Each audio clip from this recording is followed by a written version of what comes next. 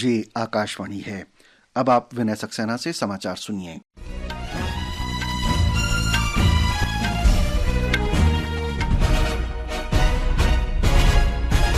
आज पूरा देश अंतर्राष्ट्रीय युवा दिवस मना रहा है।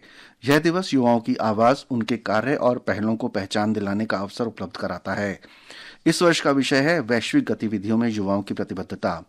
राष्ट्रीय युवा दिवस के अवसर पर प्रधानमंत्री नरेंद्र मोदी ने नई दिल्ली में विकसित भारत युवा नेता संवाद 2025 को संबोधित किया। इस दौरान उन्होंने कहा कि भारत के युवाओं की सोच का विस्तार आसमान से भी ऊंचा है। श्री मोदी ने कहा कि युवा शक्ति का सामर्थ्य विकसित भारत के संकल्प को साकार करेगा। भारत की युवा शक्ति का सामर्थ्य भारत को जल्द से जल्द विकसित राष्ट्र बनाएगा। आंकड़ों का जो जोड़ भाग करते रहते हैं, उनको लगता होगा ये सब बहुत मुश्किल है, लेकिन मेरी आत्मा कहती है कि लक्ष्य बड़ा जरूर है, लेकिन असंभव नहीं है। श्री मोदी ने एक प्रदर्शनी का दौरा किया और कुछ युवाओं से बातचीत की, जिन्होंने प्रधानमंत्री के समक्ष विकसित भारत के बारे में अपने अपने लक्ष्य प्रस्तुत किए। इस कार्यक्रम के दौरान श्री मोदी देश भर से आए 3000 गतिशील युवा नेताओं से मिले। इस अवसर पर उन्होंने प्रतिनिधियों द्वारा 10 विषयों पर लिखे उत्कृष्ट निबंधों के एक संकलन का भी विमोचन किया। भारतीय अंतरिक्ष अनुसंधान संगठन इसरो ने डॉकिंग से पहले स्पेडेक्स कार्यक्रम के तहत अपने 2 उपग्रहों को स्थिर करने में महत्वपूर्ण सफलता प्राप्त की है। इसरो ने चेसर और टारगेट उपग्रहों को सुरक्षित दूरी पर ले जाने से पहले उन्हें 3 मीटर की दूरी पर लाने में सफलता प्राप्त की। इसरो ने उपग्रहों में लगे कैमरों द्वारा ली गई तस्वीरों को साझा किया है। अमेरिका, रूस और चीन के बाद यह उपलब्धि प्राप्त करने वाला भारत चौथा देश होगा। विदेश मंत्री डॉक्टर सुब्रमण्यम जयशंकर अमेरिका के नवनिर्वाचित राष्ट्रपति डोनाल्ड ट्रंप के शपथ ग्रहण समारोह में भारत का प्रतिनिधित्व करेंगे। श्री ट्रंप अमेरिका के 47वें राष्ट्रपति के रूप में इस महीने की 20 तारीख को शपथ ग्रहण करेंगे।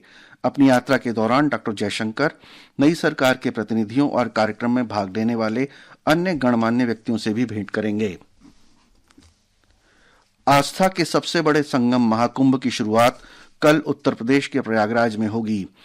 इस भव्य आयोजन में शामिल होने वाले श्रद्धालुओं के लिए सभी तैयारियां पूरी कर ली गई हैं। महाकुंभ में शामिल होने के लिए बड़ी संख्या में श्रद्धालु पहुंच रहे हैं। संस्कृति मंत्रालय ने प्रयागराज में कलाग्राम बनाया है, जो देश की समृद्ध और जीवंत संस्कृति को प्रदर्शित करेगा। केंद्रीय संस्कृति और पर्यटन मंत्री गजेंद्र सिंह शेखावत आज शाम कलाग्राम का उद्घाटन करेंगे। केंद्रीय मत्स्य पालन, पशुपालन और डेयरी मंत्री राजीव रंजन सिंह कल पुणे में मेगा उद्यमिता विकास सम्मेलन का उद्घाटन करेंगे। कार्यक्रम के दौरान श्री सिंह 545 करोड़ रुपए से अधिक लागत वाली 40 पशुधन परियोजनाओं का उद्घाटन करेंगे। इस सम्मेलन का उद्देश्य पशुधन क्षेत्र की क्षमता उजागर करने के लिए नीति निर्माताओं, महासंघों, सहकारी समितियों, उद्योग संघों, उद्यमियों और वित्तीय संस्थानों को एकजुट करना है।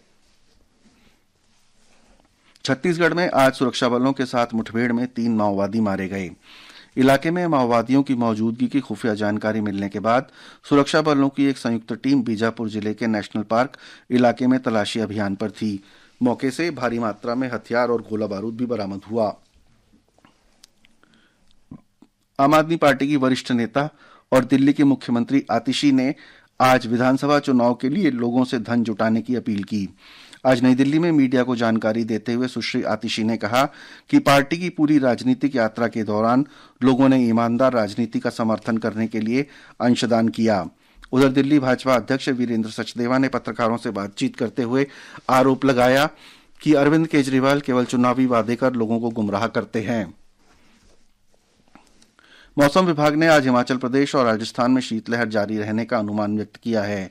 पंजाब, राजस्थान, हरियाणा, चंडीगढ़ और पूर्वी उत्तर प्रदेश के कुछ भागों में रात और सुबह के समय कोहरा छाए रहने की संभावना है। दिल्ली और राष्ट्रीय राजधानी क्षेत्र में घने कोहरे से दृश्यता कम होने के कारण कई रेलगाड़ियां देरी से चल रही हैं। यात्रियों को सलाह दी गई है कि वे अपनी ट्रेन की स्थिति की जानकारी लेकर स्टेशन पहुंचें। इसके साथ ही ये समाचार बुलेटिन समाप्त हुआ।